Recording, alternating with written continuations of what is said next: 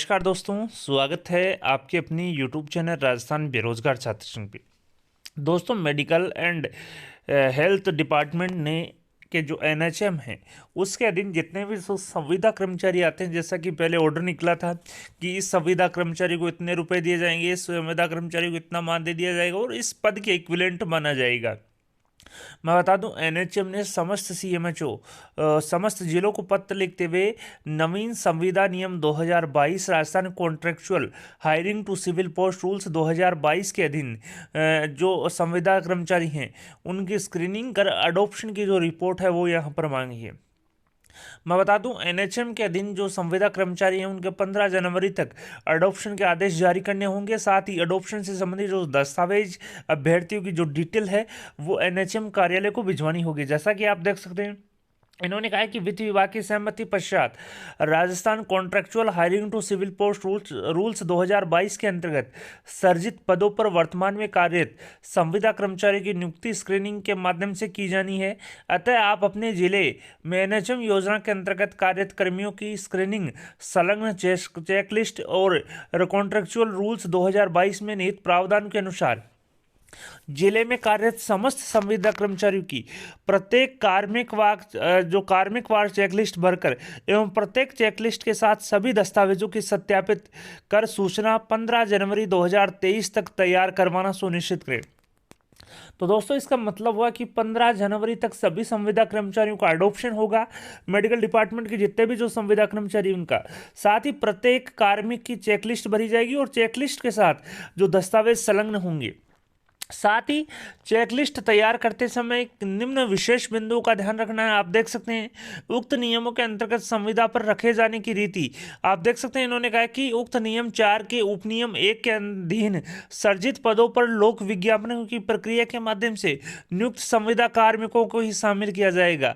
यानी कि अतिरिक्त जो संविदा कर्मचारी हैं उनकी सूचना फरतक से अंकित होगी। साथ ही आयु सीमा की जांच नियम 6 के अनुसार होगी।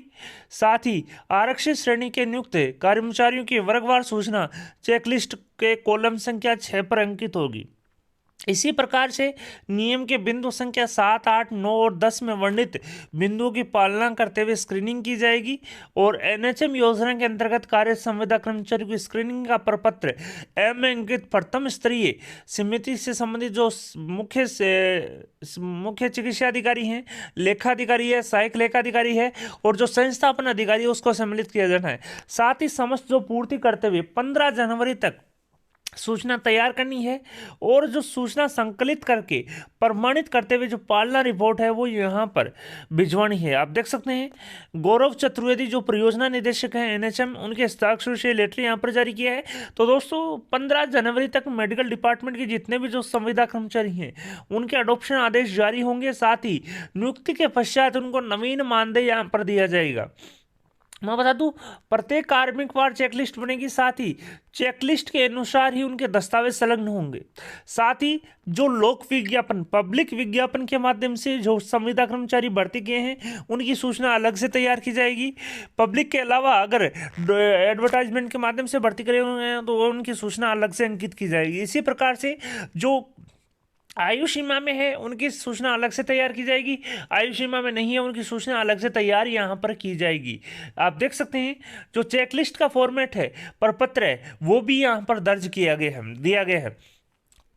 चेकलिस्ट के दस्तावेज में समिति के समक्ष संविदा कर्मचारी अनुसार जांच हेतु प्रस्तुत दस्तावेजों की चेकलिस्ट है, जिसमें सबसे पहले कर्मचारी का नाम, वर्तमान में वो कर्मचारी किस पद पे कार्यरत है, वर्तमान में इसको क्या मानदेय दिया जा रहा है, स्क्रीनिंग पश्चात इसका पदनाम क्या होगा, स्क्रीनिंग पश्चात मानदेय क्या होगा, पदस्थापन स्थान कौन सा है, जिला कौन सा है, मूल निवासी किस जिले का है और पत्र व्यवहार का क्या पता है। सबसे पहले यानी कि अभ्यर्थी की बेसिक डिटेल आएगी, यानी कि स्क्रीनिंग से पूर्व क्या मानदेय, स्क्रीनिंग के पश्चात कितना मानदेय। इसी प्रकार से जो जो डिटेल यहाँ पर जो मांगी जाएगी उसके दस्तावेज संलग्न करने हैं। यानी कि अगर जो दस्तावेज उसके पास है उसको सही का निशान लगाना है, जो नहीं है उसको क्रॉस लगाना है। साथ ही प्रस्तुत दस्तावेजों की पृष्ठ संख्या भी लिखनी है। सबसे पहले आप देख सकते हैं, संविदा कर्मचारी के नाम, पिता के नाम एवं पता के सत्यापन संबंधी प्रमाण पत्र की जो प्रति, जिसमें अंक तालिका व आधार कार्ड की प्रति अथवा अन्य दस्तावेज अगर है तो यस करना है और पृष्ठ संख्या लिखनी है।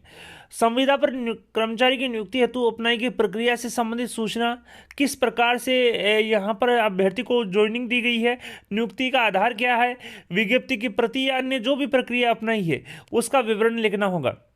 साथ ही अंतिम अनुबंध की समयावधि क्या कितने से कितने थी, साथ ही अनुबंध किस अधिकारी से हुआ उसका विवरण आएगा। विज्ञापन में दर्शाई गई पद की वांछित योग्यता क्या थी, नियुक्ति के समय निर्धारित योग्यता क्या थी, पद के अनुसार निर्धारित योग्यता का प्रमाण पत्र संलग्न करना होगा। इसी प्रकार से जाति संबंधी कॉलम को भी चिन्हित करना होगा। आरक्षण के अनुसार सामान्य श्रेणी में है, अनुसूचित जाति में है, अनुसूचित जनजाति में है, अन्य पिछड़ा वर्ग में है, अति पिछड़ा वर्ग में है, विधवा, परित्यक्ता, विशेष योग्यजन, ईडब्ल्यूएस, उत्कृष्ट खिलाड़ी, भूतपूर्व सैनिक, शहरिया, टीएसपी, नॉन टीएसपी, कौन से वर्ग में है, पूरा जो बायोडेटा दोस्तों यहाँ पर लिखना होगा। कार्मिक की उक्त पद पर नियुक्ति आदेश और दिनांक क्या थी, कार्मिक का उक्त पद पर कार्यग्रहण दिनांक क्या थी। इसी प्रकार से डेट ऑफ बर्थ, कार्यग्रहण दिनांक को आयु कितनी थी, साथ ही 1 जनवरी 2023 को इसकी आयु कितनी है। कार्मिक के जीवित संतानों की संख्या कितनी है 1 जून 2002 तक, साथ ही 1 जून 2002 के पश्चात कार्मिक के जीवित संतान क्या है।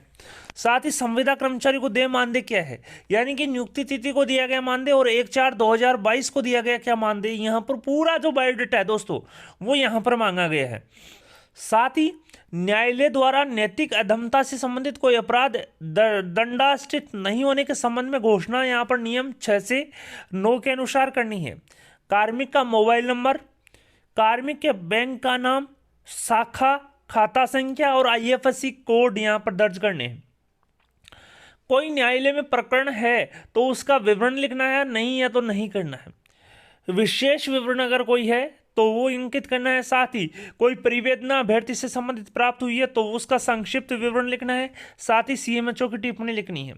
साथ ही एक प्रमाण पत्र यहाँ पर लास्ट में जाएगा कि प्रमाणित किया जाता है कि ऊपर वर्णित सूचनाएं सही एवं तथ्य सहित हैं व संबंधित संविदा कर्मचारी के शैक्षणिक दस्तावेज सत्यापित करवा लिए हैं जो सही पाए गए हैं के अनुसार दस्तावेज सत्यापन कर संलग्न कर दिए गए हैं। तो दोस्तों सबसे पहले प्रथम स्तरीय दस्तावेज परीक्षण जो कमेटी है उन 3 जो कर्मचारी हैं संबंधित BCMO, संबंधित लेखाधिकारी, सहायक लेखाधिकारी और संस्थापन अधिकारी के हस्ताक्षर होंगे। साथ ही दस्तावेज परीक्षण कमेटी की टिप्पणी होगी। इसके बाद में द्वितीय स्तरीय दस्तावेज परीक्षण जो कमेटी है जिसमें संयुक्त निदेशक, संबंधित जोन, CMHO और उप CMHO के हस्ताक्षर यहाँ पर करवा कर भिजवाया जाएगा।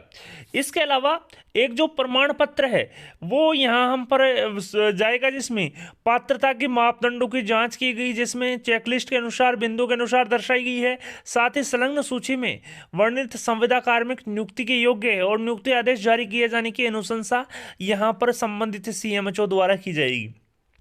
तो दोस्तों आप देख सकते हैं Rajasthan contractual hiring to civil post rules 2022 के तहत NHM के जो भी कर्मचारी हैं, चाहे वो ANM हो, GNM हो, इसके अलावा CHO हो या MO हो, आयुष MO हो, अकाउंटेंट हो, NRHM NUHM के अकाउंटेंट हो या अन्य जो भी संविदा कर्मचारी हैं उनको 15 जनवरी तक सारे अडोप्शन के आदेश जो है जारी करने होंगे। साथ ही दस्तावेजों की जो चेकलिस्ट है, प्रपत्र में संबंधित कर्मचारी का नाम और संपूर्ण जो बायोडेटा है कि कब ज्वाइनिंग किया गया, ज्वाइनिंग के समय आयु कितनी थी, मानदेय क्या था ज्वाइनिंग के समय, वर्तमान में कितना मानदेय दिया जा रहा है, नवीन नियमों के तहत एडॉप्शन के पश्चात उसको क्या मानदेय दिया जाएगा। पूरा जो बायोडेटा है, क्वालिफिकेशन, डिस्क्वालिफिकेशन, कोई कोर्ट केस है या नहीं, पूरा जो बायोडेटा है वो यहाँ पर भरा जाएगा और संबंधित जो अभ्यर्थी है उनके दस्तावेजों की चेकलिस्ट के साथ दस्तावेज संलग्न करके प्रथम स्तरीय और द्वितीय स्तरीय जो जांच कमेटी है उनके हस्ताक्षर सहित, साथ ही CMHO की अनुशंसा सहित जो डॉक्यूमेंट्स हैं वो जयपुर भिजवाए जाएंगे और अडॉप्शन आदेश यहाँ पर जारी होंगे।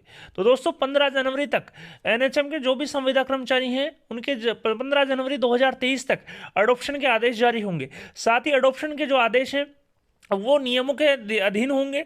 साथ ही पब्लिक एडवर्टाइजमेंट के माध्यम से जिन संविदा कर्मचारियों की भर्ती की गई है उनका विवरण अलग से दर्शाया जाएगा। लोक विज्ञापन से अगर भर्ती नहीं की गई है तो उनका विवरण अलग से दर्शाया जाएगा। वीडियो पसंद आए तो अपने दोस्तों के साथ लाइक और शेयर करना न भूलें। आपकी अपनी यूट्यूब चैनल राजस्थान बेरोजगार छात्र संघ को सब्सक्राइब करें। धन्यवाद दोस्तों।